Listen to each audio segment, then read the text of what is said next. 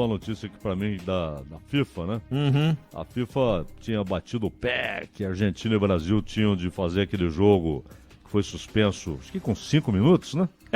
5 minutos e pouco.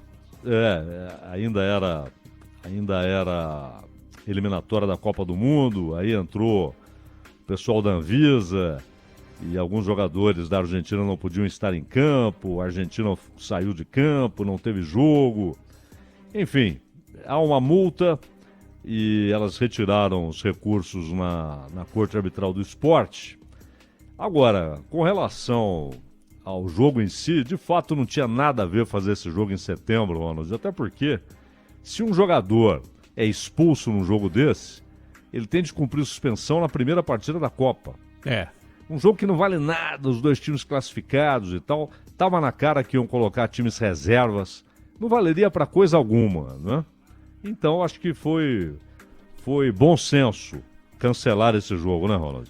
É tão difícil ter data, né, Zaidan? Era uma questão de bom senso mesmo, apesar de que a tabela com os jogos e a classificação para a Copa do Mundo do Catar, na América do Sul vai ter que ter um asterisco, né? Vai ter que ter, porque teve um jogo a menos do que, do que o normal.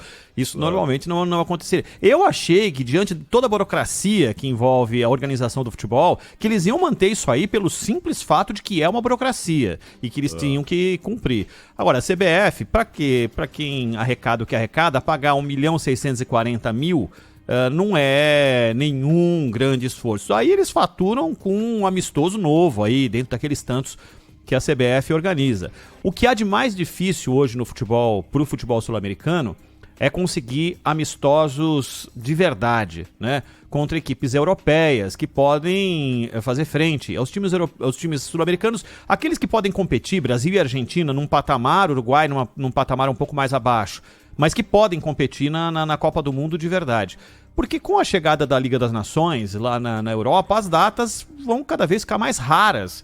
Aqueles amistosos que nós acompanhamos ao longo dos anos 80 e 90, Brasil e Alemanha, jogando na Alemanha, uma possibilidade de ver um Brasil e Itália jogando em Roma, ou em Turim, ou em Milão, isso não vai acontecer, porque essas datas vão ser preenchidas por um torneio que para ele acabou se tornando importante.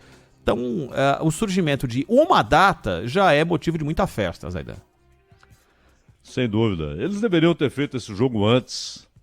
Demoraram demais para tomar uma decisão, houve recursos, etc.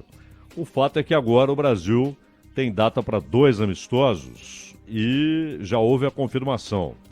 2 seleções ali do norte da África, né? Argélia e parecidas com aquelas que o Brasil enfrentará na primeira fase, não tem nada a ver, porque nem Sérvia, nem Suíça, nem Camarões tem a ver com o modo de jogar de Argélia e Tunísia, que são até 2 boas seleções.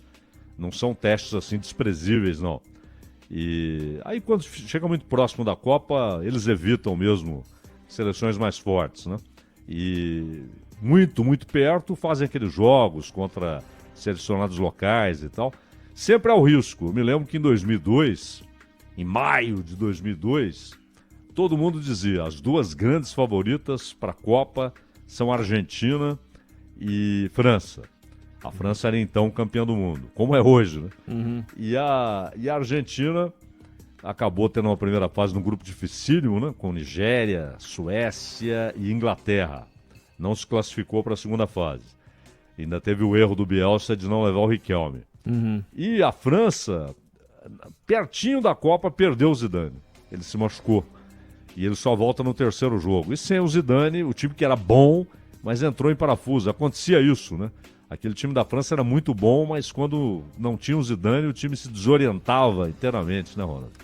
Exato, Zaidan. Esse período de preparação, eu fico imaginando na cabeça do treinador, e você sabe que outro dia, até ouvindo o César Sampaio, num papo lá que teve com os amigos do Weber Lima, com o Quartarolo, numa transmissão no YouTube, ele estava falando exatamente dessas dificuldades, e ele que deixou claro que cada vez mais vai ser difícil haver a possibilidade de confrontos mais equilibrados, ou que você possa fabricar uma projeção.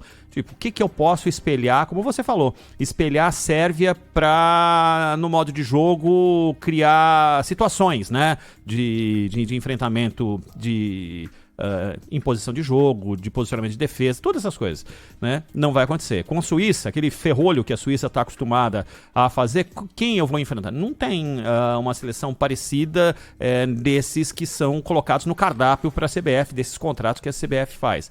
Então, vai ficando cada vez mais difícil. É uma pena, né? Porque se você chega na Copa e às vezes tem degraus que não foram pisados ainda para chegar na plenitude da forma. E às vezes seleções que, em teoria, são favoritas, como você citou, a Argentina, uma das favoritas de 2002, acaba ficando pelo caminho, né?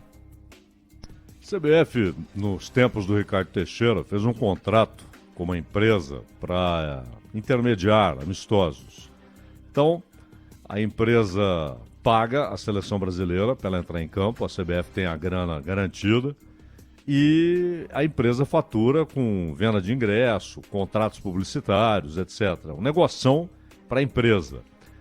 E é um negócio meio patético, porque, convenhamos, a seleção brasileira é daquelas que não precisam de intermediário para marcar amistoso. E a CBF não é empresa pública, ele é privada, ela poderia ter um departamento só para cuidar disso, né? Só para cuidar disso. E aquele negócio, o mundo quer ver o Brasil, quer jogar com a seleção brasileira. Essa história ainda está de pé, né? Uma camisa muito respeitada, um time muito respeitado. Eu sempre vejo lá no Marca, no AS, quando eles colocam só a seleção, com S maiúsculo, eles estão falando do Brasil.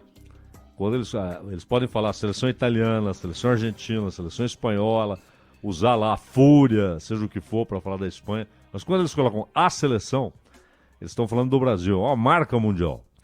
Então não precisava de intermediário, não é? E, obviamente, é uma negociata. É claro que é uma negociata. E que nunca mudou. O contrato, pelo contrário, foi renovado. Já pós Ricardo Teixeira. Então, o Brasil perdeu autonomia, a CBF perdeu autonomia até para marcar esses amistosos, né? Por isso que não joga mais aqui.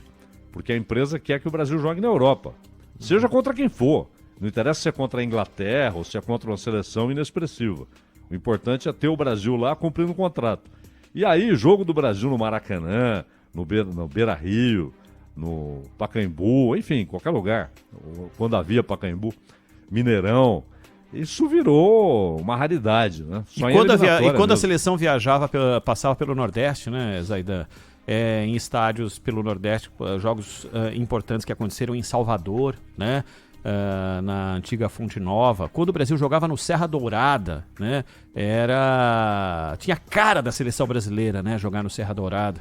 E a seleção não tem mais absolutamente nada a ver com os estádios brasileiros. Você vê que você falou dos anos 80, né? Foram jogos contra a Alemanha que convenceram o Tele de que o Valdir Pérez deveria ser o goleiro na Copa. E aí ele não chama o Leão. Foi até um erro não chamar o Leão, um grave erro. E depois aconteceu com o Tafarel, também contra a Alemanha, né? Então, esses jogos eram... Eu lembro da Inglaterra ganhando do Brasil no Maracanã. Maracanã, o verdadeiro Maracanã, né? Com geral. Não essa coisa que chamam de Maracanã hoje.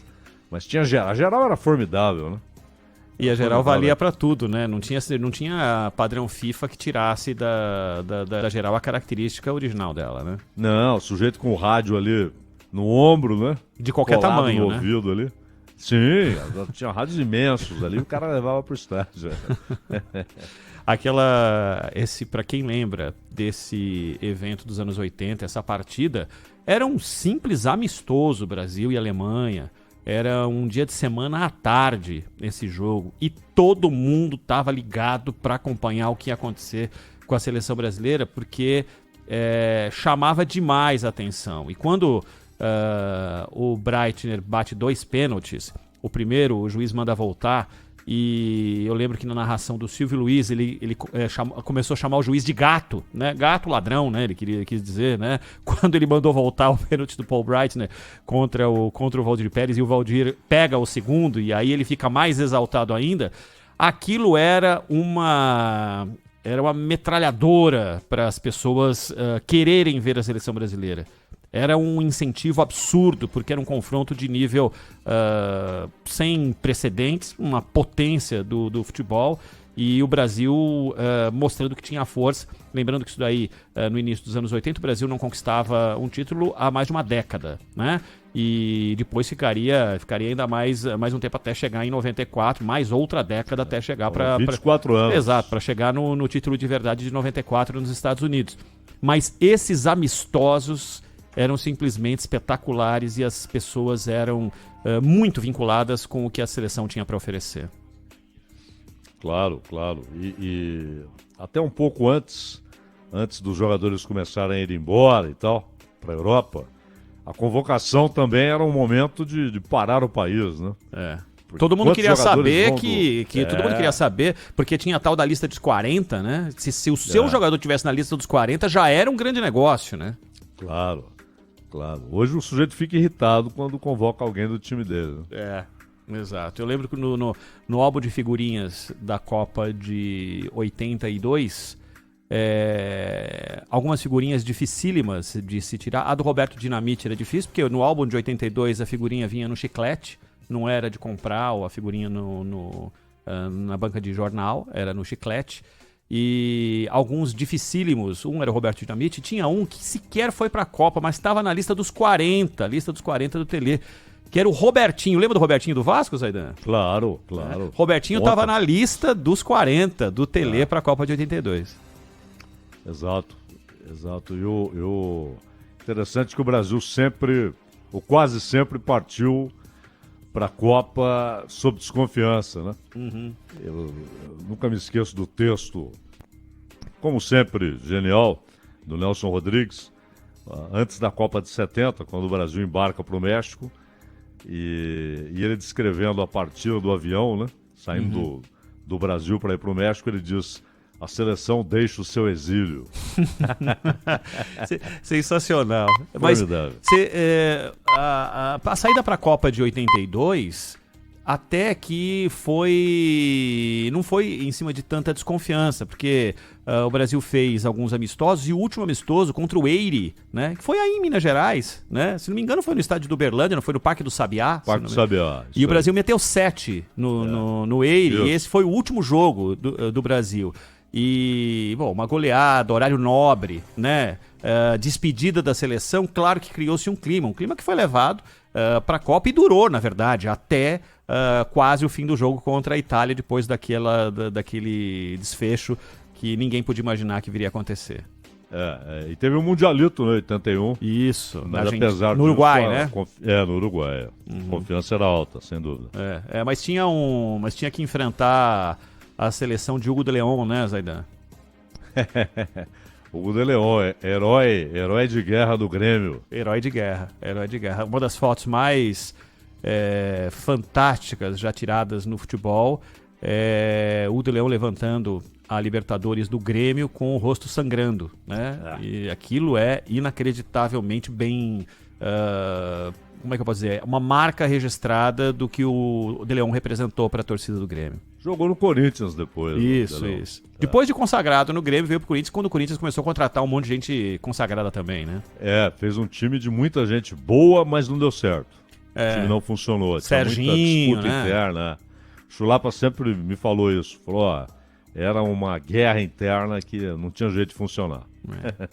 Muitas dessas nós vimos ao longo dos tempos de grandes times com grandes guerras internas, quando quiseram que o Flamengo fosse por decreto, né, em 95 para 96, com o Edmundo, Romário e Sávio, o melhor ataque do planeta, não deu muito certo, né? E vários clubes tentaram fazer por decreto contratações virarem realidades que na verdade não se confirmaram.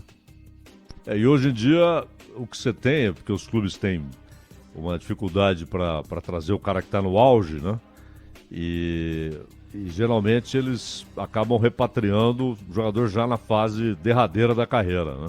E fica a ilusão de que você está contratando o auge do cara. E não está, né? E não está. Exato. Apesar do custo ser elevadíssimo mesmo assim, né?